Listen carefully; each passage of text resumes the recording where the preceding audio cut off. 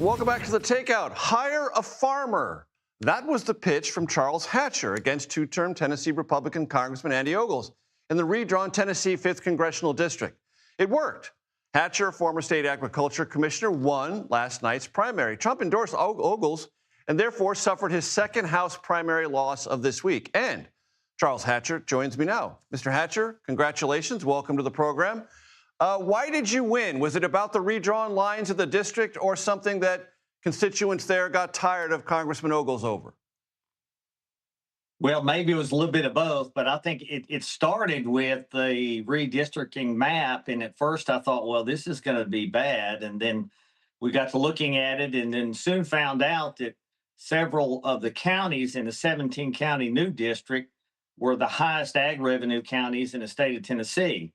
And many of those, the redistricting created a situation where it really wasn't an incumbency anymore because 75, 80% of the district was brand new. And so in many cases, they didn't know Charlie Hatcher or Andy Ogles. But if they were in an ag community, they knew Charlie Hatcher. So we felt like that gave us an advantage. We led a very aggressive grassroots campaign and met the people where they were and talked about issues. And that resonated as well as the hire the farmer motto that we carried. When you come to Washington, if you come to Washington, and we'll get to the general election in a minute, would you join the House Freedom Caucus? Gosh, I got to go one step at a time. I'm going to be like a fish out of water when you have a dairy farmer in D.C. I'll have to cross that bridge when I get to it. I can't answer that yet. Okay, fair enough. How about supporting Mike Johnson as Speaker if, in fact, there's a Republican majority? Yes, absolutely. I'll do what I can to support Mike Johnson and the president.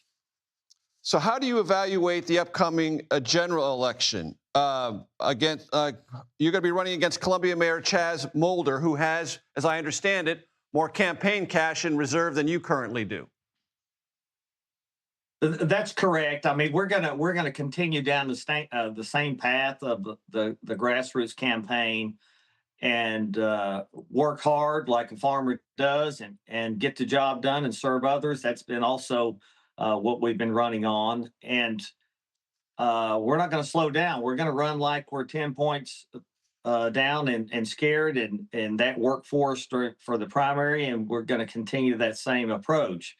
There's going to be a huge contrast, though, between the two candidates. You're looking at a conservative dairy farmer against maybe a not very conservative candidate on the Democratic side.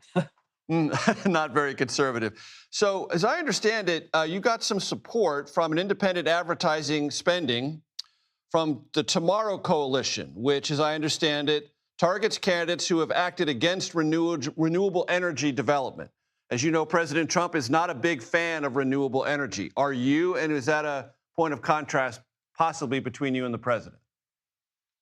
Well, I was as surprised as anybody on that PAC. Of course, the candidate can have no interaction or coordination with PAC.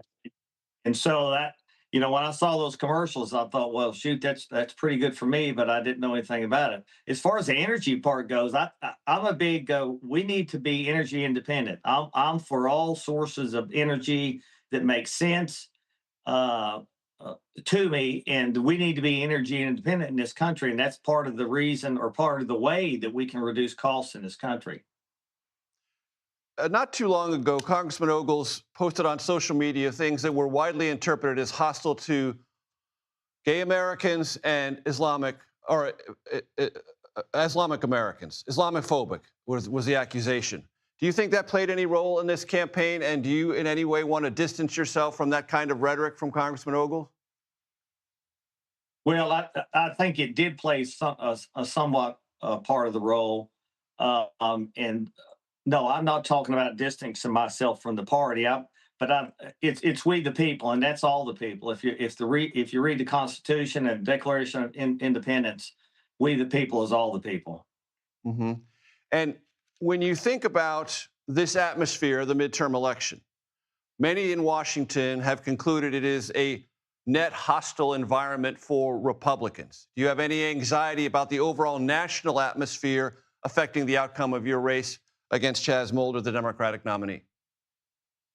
Well, the only anxiety I have, I don't have any experience with DC. I'll be like a fish out of water. You know, they don't call it the swamp for nothing. So I'm going to need some help navigating that. I'm going to need some orientation and some mentorship, and I plan on getting that from people I trust.